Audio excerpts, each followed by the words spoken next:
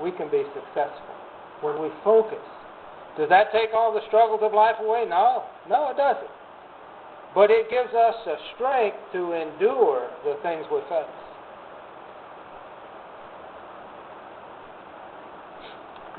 1 Corinthians 10:13. Now, you'll probably get tired of me using this one.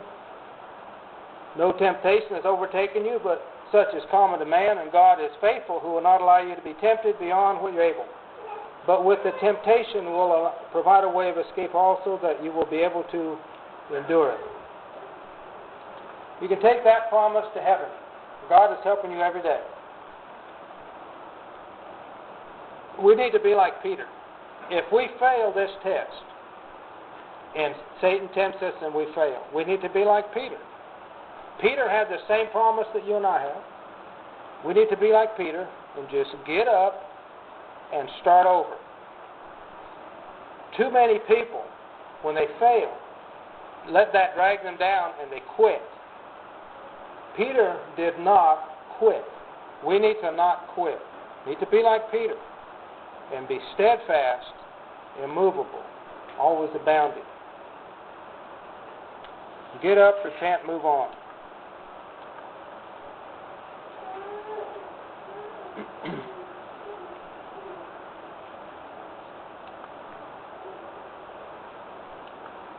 Failed disciples. Jesus had just finished in John 6 talking about some things that were extremely difficult for the people to understand. He talked about, this is my body, and you have to eat my flesh, and I have the bread of life, and he went on to several things. It was almost like he was preaching cannibalism, and they couldn't comprehend his message. And as a result, many withdrew and no longer walked with him. They were difficult teachings. They didn't have the spirituality to understand, nor, I suspect, the desire. Even today, when we teach the same lesson, some of these hard things from God, some people leave. They leave any hope of heaven, and they keep serving themselves. If I say to you, you cannot serve God and the world, are you offended? If I say that, you can't serve God, you can't be spiritual and serve the fleshly side of your life, does that make you angry? What about if I say, you're either faithfully serving God or you're faithfully serving Satan? Does that offend you? I'll say to you this, you either serving God or you're serving Satan. There is no middle ground. There's no fence to stand on. You either serving God or you're serving Satan. Does that offend you? If it offends you, what Bible verse would you use to support your point of view? I can substantiate my thought this way. Jesus said, he who is not with me is against me. He who does not gather with me scatters.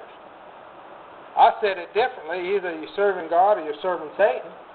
That's what Jesus just said right there. He who is not with me, serving God, serving Jesus, is against me. If you're not serving Jesus, you stand opposed to him. We need to take that seriously. Paul told the Galatians, do not be deceived, God is not mocked. Whatever a man sows, this he will also reap.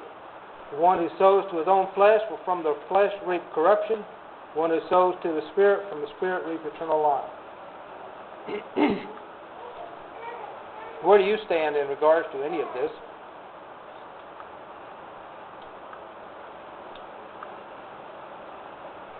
Paul told the Romans, those who are in the flesh cannot please God.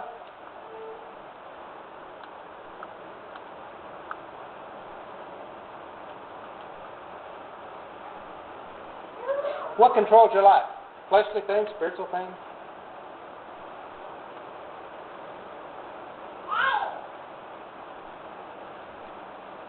You have to ask your question. You have to ask yourself that question. Where's your thoughts? Where's your heart? What are you doing? What are you doing? If you're not a child of God, you need to be. If you're a child of God and you're not behaving the way you should be, you need to change. You need to be like Peter. Say, okay, what I've been doing was wrong. I'm going to change, and I'm going to do better.